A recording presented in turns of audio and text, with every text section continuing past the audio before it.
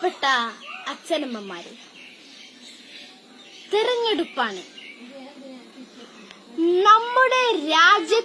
നമ്മുടെ രാജ്യത്തിന്റെ ഭാവിയുടെ നിർണായക ദിനം.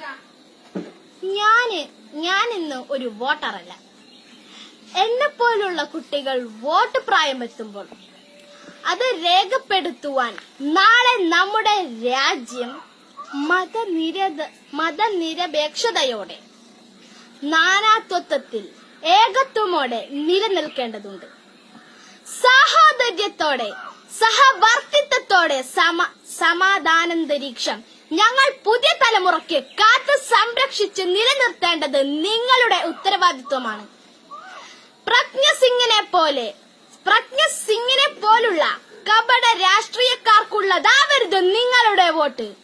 മുസ്ലിമിനെയും ക്രിസ്ത്യനെയും തുടച്ചു നീക്കുമെന്ന് ആഹ്വാനം ചെയ്യുന്ന മതവെറിയന്മാർക്കുള്ളതാവരുത് നിങ്ങളുടെ വോട്ട്.